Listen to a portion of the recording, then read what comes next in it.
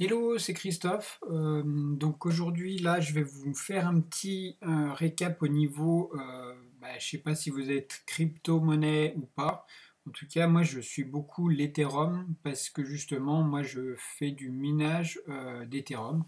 Je mine la monnaie Ethereum et du coup, forcément, ça m'intéresse en termes de graphisme et où on en est par rapport à la valeur de l'Ethereum.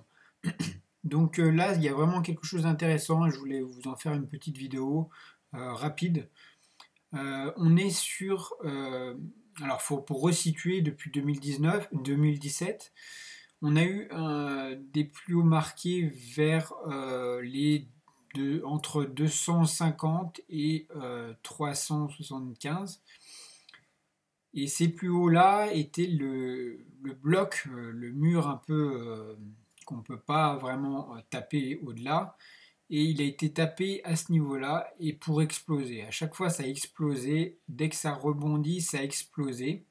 Et ça, c'est les valeurs maximales. Donc on est monté jusqu'à 1172. Un scénario identique est possible, hein. Tout en bourse, on peut vraiment prévoir tout ce qu'on veut.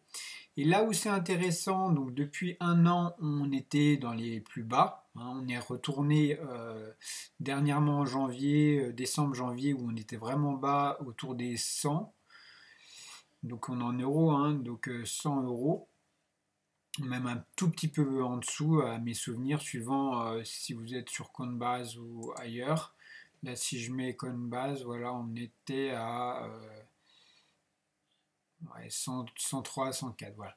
Mais c'est monté beaucoup plus haut avant.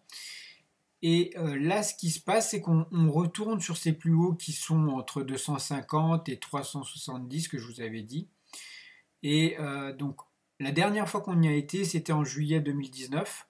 Et là, on a eu une super poussée ces derniers temps qui s'est arrêté dernièrement à peu près aux 250, enfin 263, il me semble, pour les...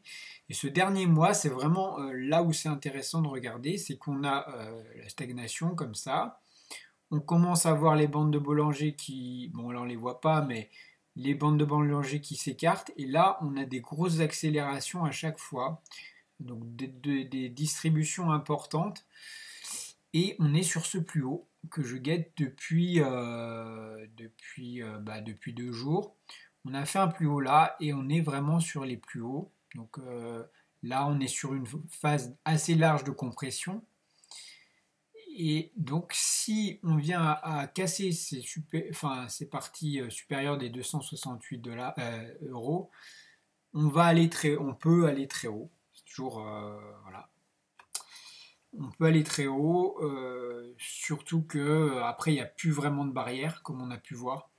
Et donc là, enfin, moi, le scénario que je pense qui va se passer, c'est que ça risque de ranger un sacré moment entre ces deux parties-là, sachant qu'en France, en tout cas, sur ces niveaux-là, on est juste rentable, on gagne quelques centimes sur un rig. Donc, les mineurs qui ont stocké des coins, enfin des Ethereum depuis longtemps, ils revendent juste pour rentrer dans leurs frais et avoir quelques euros en plus. Mais une grande partie qui ont vendu et d'autres qui gardent comme beaucoup et pour revendre beaucoup plus haut dans la supposition que ça monte. Donc on risque d'être dans ce flux autour des 200 et 270 assez longtemps, à mon sens, mais on peut toujours être surpris par le marché et se faire une envolée jusqu'aux 1000 euros. Et donc là, c'est vraiment pour les mineurs. Comme moi, c'est vraiment intéressant de trader, de regarder l'évaluation de l'Ethereum en ce moment et comment le potentiel qu'il peut avoir parce que justement, en tant que mineur, on revend au plus haut, hein, sur les plus hauts chaque fois, tant bien que mal, et pour maximiser les gains par rapport à la dépense d'électricité qu'on a. Mais généralement, tous les 6 mois ou tous les ans, j'aime bien liquider mon stock d'Ethereum pour justement revenir dans mes frais déjà, et deuxièmement faire une petite plus-value s'il y a lieu, sachant que moi ça me permet de me chauffer en même temps, donc c'est mon chauffage et l'avantage de ça, c'est qu'on n'a plus besoin de mettre de chauffage, donc ça réduit la facture électrique. Et donc moi je me retrouve, même si l'Ethereum se retrouve aux alentours de 100 euros, c'est toujours bon à prendre. Tant qu'on a une machine qui marche, bien sûr, l'investissement de départ est un peu important et c'est intéressant à condition qu'on aille beaucoup plus haut. Au-delà de 400, là, ça va être vraiment rentable et il y aura beaucoup de monde sur le marché des crypto-monnaies, je pense. Voilà, écoutez, à suivre en ce moment, cette montée sur les Ethereum, certainement sur le Bitcoin aussi.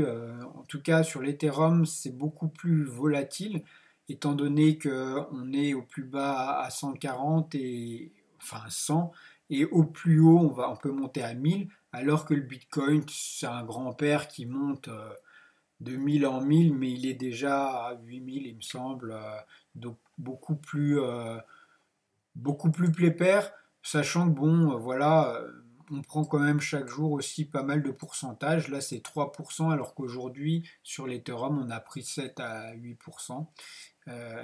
Donc voilà, là on est à 9200, on a eu une belle montée depuis un mois, ça j'avais pas vu, voilà. Et depuis début janvier, là on est parti de 8000 et maintenant on est quasiment à 9005, donc belle progression aussi.